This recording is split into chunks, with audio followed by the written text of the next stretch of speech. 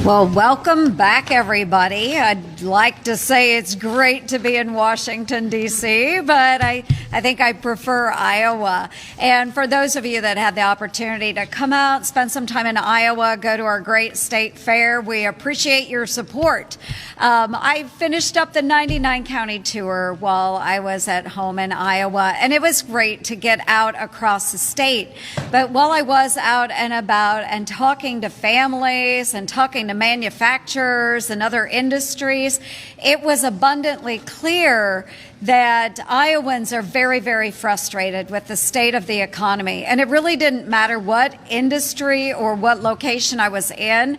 They are frustrated. They're frustrated with this administration. They're frustrated with Bidenomics. It is increasingly difficult to support their families. And it's really tough because even in my communities in southwest Iowa, where I was born, where I was raised, and where I live today, seeing the men and women that I have grown up with, they are two full-time income families now taking on additional jobs just to make ends meet.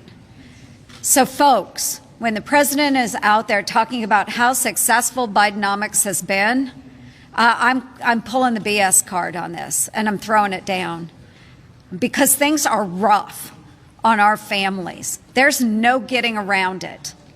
And I know sometimes you're in this bubble here in D.C., but again, folks, if you can get out to Iowa, any of our great states, you're going to see a different story when it comes to our families and our businesses. So please pay attention. So with that, Iowans are really frustrated with the taxes that they're paying to this federal government when they hear us talk about Washington, D.C., and how a number of our federal agencies' headquarter buildings are only 25% occupied. Okay, where are all of those workers? I know they're still on the payroll, right? Is COVID over? Are we able to come to work safely? I think we can do that. And yet we still have a huge number of people from this city that are telecommuting. They're teleworking. And there's no reason we should be doing that. When you have bureaucrats that are doing bubble baths during their conference calls for work, when they are golfing during business hours, and yet they're still getting paid the wages they were pre-COVID, we've got to figure this out. Good afternoon, friends. You may be eligible for this right now. Lawmakers are approving new legislation that will provide select households with extra relief money this year. But dear friends, you will have to take action in order to receive this aid, which could be worth as much as $1,200. My dearest friends, please make sure that you watch until the end of this video to learn if you qualify. Also, every Friday, I will be announcing winners for the Walmart gift card giveaway. If you would like to enter these weekly giveaway, friends, all you need to do is click and like several of my videos and then comment below the keyword of each video that you watch. The more videos that you comment on, dearest friends, the greater your chances of winning these giveaways. According to the Institute on Taxation and Economic Policy, in his latest budget proposal, President Biden proposes enhancing the child tax credit based on the temporary credit that was in effect for 2021. The temporary enhancement was an enormous success, cutting childhood poverty nearly in half. The president and many members of Congress sought to carry that success forward, including it in the House-passed Build Back Better Act. But unfortunately, that bill stalled in the Senate, and the child tax credit provisions were not included in the Inflation Reduction Act. As a result, millions of children slipped back into poverty in 2022. The Institute on Taxation and Economic Policy has confirmed that the expansion would benefit 55 million U.S. children, and no children would face a reduced credit because their families earn too little. But the discussion of a more expanded child tax credit has led many states to approve additional relief for their residents. The state of Washington is offering its residents a tax credit to help working families offset high costs. The application for the Working Family Tax Credit is now open, and anyone who meets the requirements is encouraged to apply. Applicants must have a valid Social Security number. They also must be between the ages of 25 and 65, or have a qualifying child.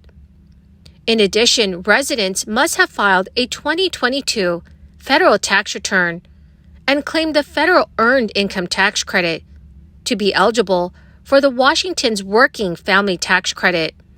The amount that beneficiaries will receive depends on their income and qualifying children, with a maximum payment of $1,200. Sources also say New York lawmakers are looking into expanding the child tax credit in the state to include children under the age of 4.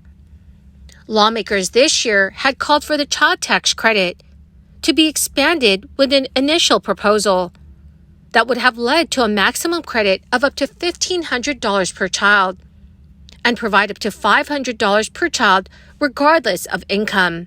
Supporters of the expanded credit had pointed to studies showing a since-lapsed expansion of the federal child tax credit, which has resulted in 2.9 million children being lifted out of poverty across the nation, including 120,000 children in the state of New York. Now, friends, surging mortgage rates have had a chilling effect on both buyers and sellers of homes, freezing the housing market in place.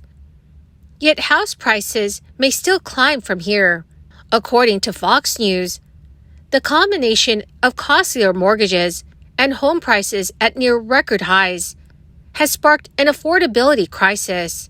Inflation spiked as high as 9% last summer, spurring the Federal Reserve to hike interest rates from nearly 0 to north of 5% today, and pencil in further increases. Higher rates cool price growth, in part by lifting mortgage rates, which raises many homeowners' monthly payments and leaves them with less disposable income each month.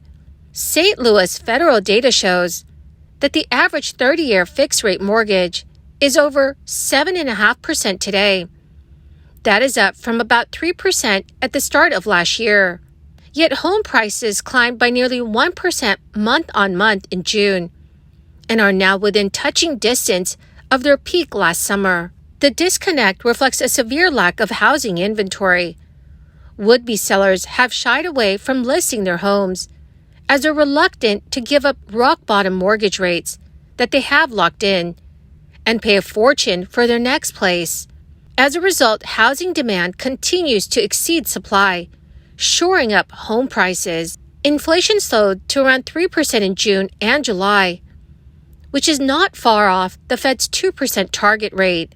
However, large parts of the U.S. economy have shrugged off higher borrowing costs, stoking fears that if the central bank declares victory over inflation and starts cutting rates, prices could once surge again. The rosy economic backdrop could put upward pressure on prices in the short term, but yet the housing market is more likely to remain calm for now, as the challenges of affordability and inventory dampen activity. Well, my awesome and amazing friends, that is the end of my daily stimulus update video for today.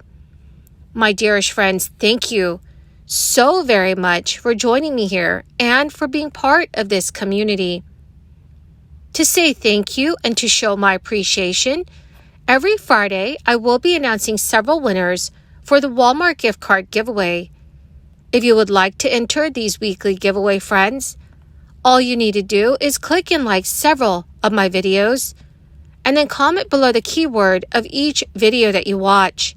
The more videos that you comment on, dearest friends, the greater your chances of winning these giveaways. Thank you and have a wonderful and very blessed week.